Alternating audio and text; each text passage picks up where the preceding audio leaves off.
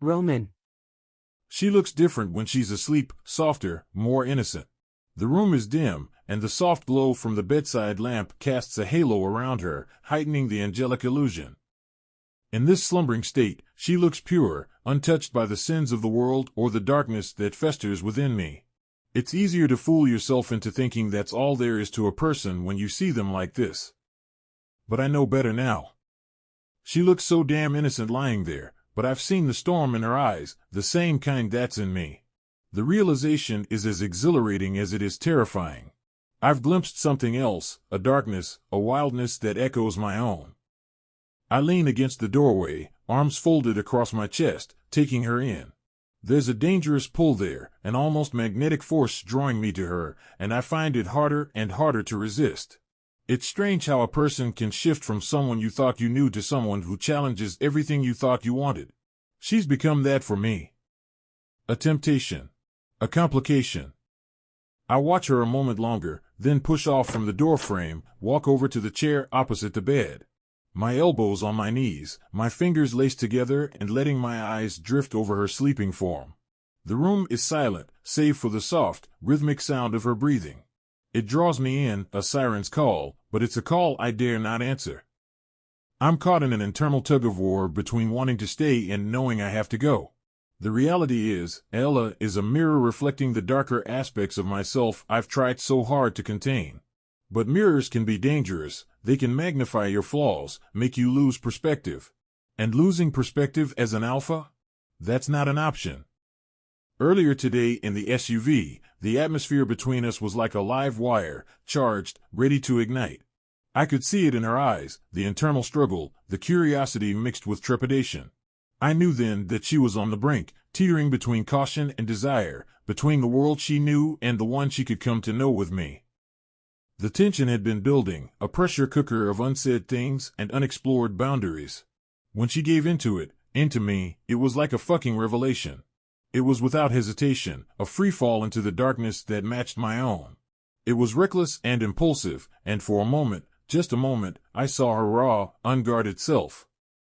It was exhilarating, intoxicating. In the aftermath, a flicker of regret flashed across her eyes, a momentary cloud that eclipsed the raw emotion we had just shared. The look of regret that followed? That's on me, damn it. I should have known better. I shouldn't have pushed her. Hell, I shouldn't have pushed myself. It was a line neither of us should have crossed. Which is why I stopped everything after she took what she wanted. I don't want to be responsible for that look of regret again. But that darkness, that willingness to descend into chaos, that was a quality I never expected to find in anyone else, let alone Ella. And it changes everything. I don't want her to be like me, not when she has so much light inside of her. Her darkness may mirror my own, but I've breathed it in since I was 12 years old. She's only just learning it. I don't want it to consume her. I need to do the right thing. She's not the naive, innocent woman she portrays herself to be. That realization cuts through me like a knife, and the weight of what that means begins to settle. She's an echo of my complexities, an embodiment of the very struggles I've been wrestling with for years. It should make me feel closer to her, yet it serves as a stark warning. She might seem innocent, but she's got that same edge I've been searching for. Maybe it's buried deep, but it's there. I know it. I felt it. It's like looking into a twisted mirror, seeing the same dark corners I've wrestled with my whole life. And that scares the hell out of me. Two dark stars on a collision course, such unions rarely end well. We could consume each other, burn out and leave nothing but desolation in our wake. Knowing this, knowing that she houses the same tumultuous seas within her, only intensifies the electric charge that exists between us, a charge that's become too volatile to ignore. I should stay away from her. It's as simple as that. There's something between us, something volatile, and I don't trust myself not to ignite it. We could burn each other down. And right now, that's a risk I can't afford. Not for her, and not for me. I take a deep breath, each inhalation filled with the lingering scent of her, and make a decision that cuts against every instinct screaming within me. I need to distance myself.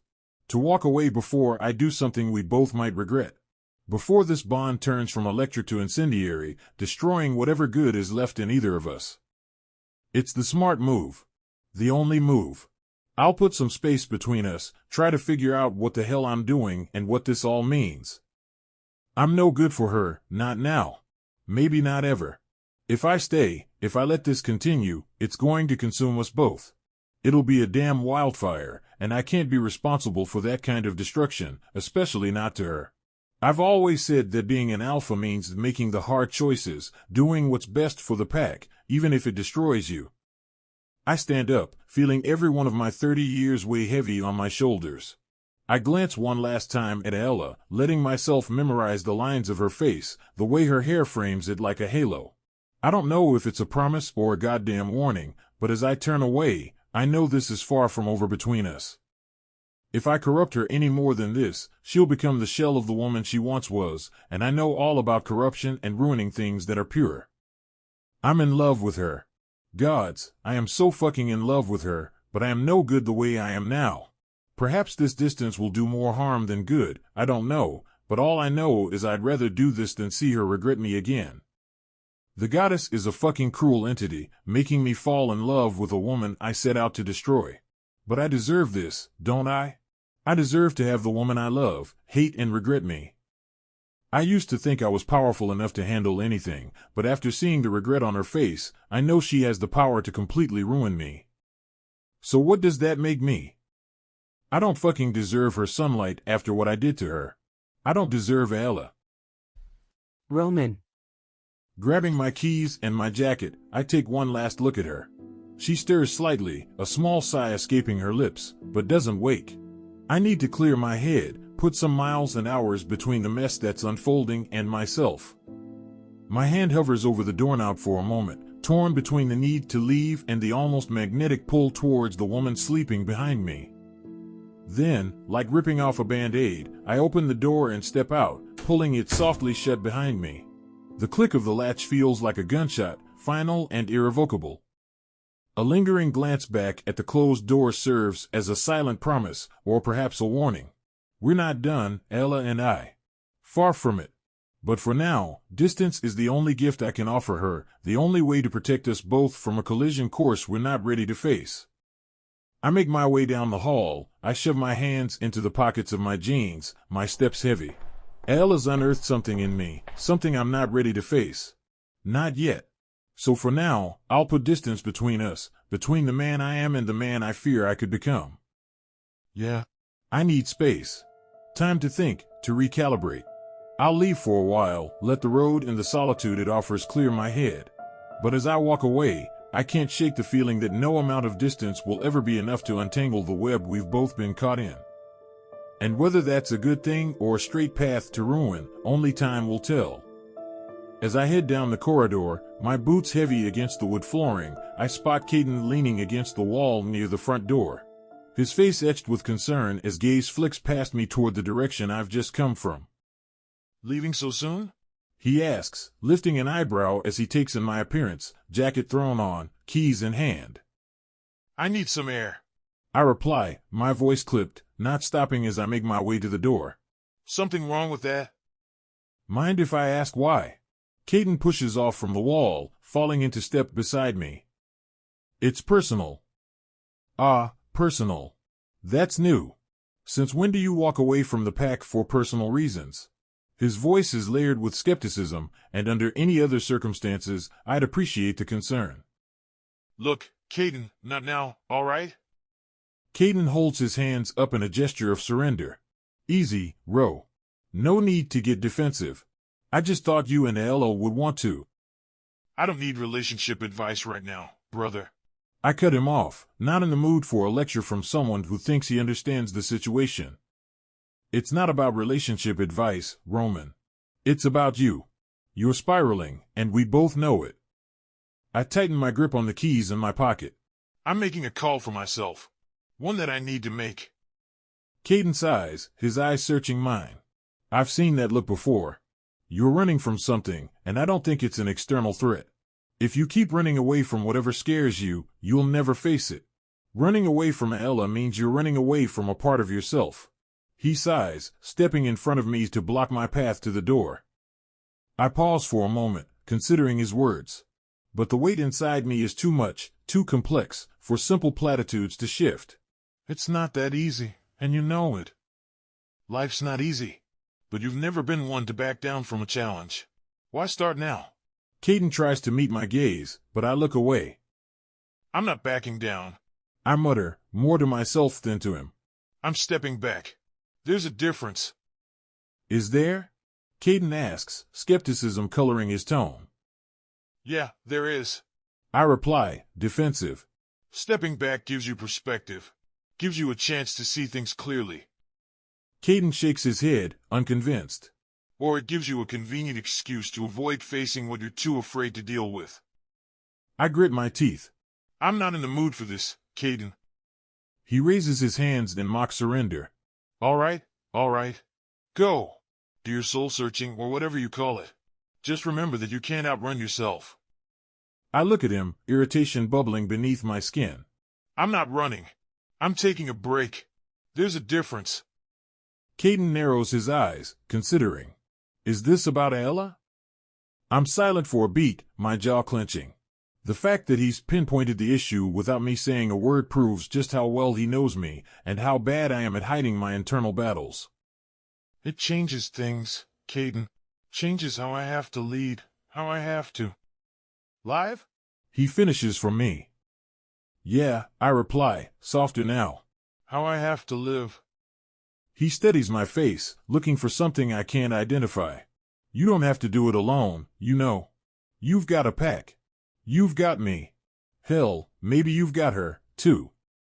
I shake my head, sidestepping him to put my hand on the door handle. I appreciate the advice. Really, I do.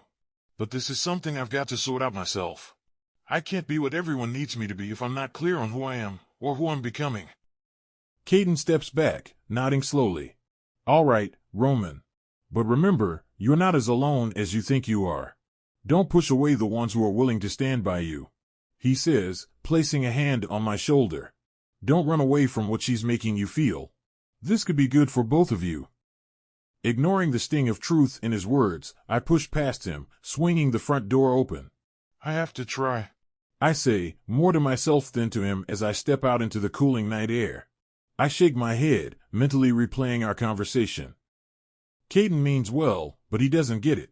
This isn't about being alone, it's about being too connected, feeling things too deeply and not knowing how the hell to handle it. The door slams shut behind me, sealing off the world I'm leaving behind. But as I slide into the driver's seat of my car, Caden's words echo in my head, an annoying refrain I can't shake off. I turn the key in the ignition, the engine roaring to life, drowning out my thoughts for just a moment. I pull out of the driveway, my eyes fixed on the road ahead, but my mind keeps drifting back to the room I left, to Ella. I tell myself I'm doing the right thing, that I'm making the hard choice, but the unsettling feeling gnawing at me suggests otherwise. As I drive further from home, from my pack, from Ella, I can't escape the feeling that I might be making the biggest mistake of my life. And for an alpha, for me, the cost of a mistake is a price too steep to contemplate. I've got some hard thinking to do, choices to make. And whatever comes next, for better or worse, I know Ella will be at the center of it. Whether that's a good thing or not, only time will tell. The road stretches out in front of me, but no matter how far I go, I know one thing's for sure, there's no outrunning yourself. No matter how fast or how far you go, sooner or later, you're gonna have to stop and face whatever it is you're running from. And the worst part? Deep down, I already know what, or rather, who, it is. Ella. The hot water cascades over my skin, a vain attempt to wash away the conflicting emotions that have taken hold of me since yesterday. The water from the shower head feels almost accusatory as it pelts against my skin. Each droplet a microscopic indictment, saying, "You knew better." I can almost hear them hiss as they make contact, swirling down the drain with all the resolve I thought I had. I feel the warmth envelop me, but it does nothing to dispel the cold sensation gnawing at my insides. My thoughts drift back to the SUV, to Roman, to the magnetic force between us that had been too much to resist. My mind keeps replaying those moments, dissecting them, searching for a way to rationalize my actions. But I can't. You see, there are two versions of me. There's Ella, the strong, independent woman who took a stand against an arranged marriage. who ran from her pack to escape the heavy mantle of obligation and expectation. Then there's this Ella, this conflicted mess standing in the shower, questioning why the hell she let Roman back in, even if just for a stolen moment in an SUV. So why, then, did I allow him to touch me yesterday? Why did I reciprocate, my hands exploring the familiar terrain of his body as if led by some primal compass I couldn't shut off? The atmosphere inside the SUV had been thick, charged with an energy neither of us could, or wanted to, resist. It was as though the lies and time apart had only intensified the magnetic pull between us, a pull I'd been naive to think I could escape just by running away. I reach for the shampoo, my fingers gripping the bottle a little too tightly. I lather the soap into my hair, closing my eyes as if that would somehow make the images go away. It was a mistake, letting my guard down. With Roman, it's always a fine line, one I had crossed without fully grasping the consequences. I rinsed the soap off, as if it were that easy to cleanse the complex array of emotions muddying my soul. Roman's voice echoes in my head, a haunting melody of power and vulnerability that plays all my inner chords. Seeing him in his full alpha glory, commanding respect and meting out justice, it was as if I'd seen him for the first time again. And in the SUV, the world narrowed down to the space between us. Two wounded people reaching out in the dark, seeking solace in the familiar. I turn off the shower, reach for my towel, and wrap myself in it as if it could shield me from my own regret. I look into the foggy bathroom mirror and sigh, my reflection a blurry outline that feels increasingly unfamiliar. I'd wanted to scream, to lash out at him, to pull away, but I didn't. Instead, I succumbed to that age-old desire, a craving deeper than mere physical need. He kissed me, and for a brief, stolen moment, I let myself forget. Forget the betrayal, the hurt, the unresolved web of emotions that ensnared us. We gave in to a more basic form of communication, our bodies saying what our mouths couldn't, or wouldn't. Was I a fool for giving in, if only for a moment? I ponder this as I get dressed, my motions robotic. No answers come. There are no easy solutions to this mess of history, hurt, and lingering affection. I noticed he didn't come to bed last night. Where did he run off to? What was he running from? Or perhaps, who was he running from? It's a new day. A chance to reset, to pull up the emotional drawbridge I'd so recklessly let down. Roman isn't here, and perhaps that's for the best. Distance might not have kept my emotions in check, but maybe it'll grant me the clarity I need to rebuild my defenses. Dressed in sweats and a tank top and somewhat more composed, I walk into the kitchen to find Caden leaning against the counter, an iPad and a steaming mug in hand. Morning, Ella. He greets, his eyes meeting mine. There's something in his gaze, an unspoken understanding that immediately puts me on edge. Morning. Have you seen Roman? He sets his cup down, clears his throat. He had to leave. Some things came up that he needed to deal with. He'll be gone for a few days. My stomach drops. A few days. An eternity and a blink all at once. I see. Do you? Caden challenges softly. Because it seems to me that both of you are wrestling with something neither wants to face. I look at him, taken aback by his insight. Is it that obvious? To me, it is. I've known Roman for years. And I'm getting to know you. My gut churns.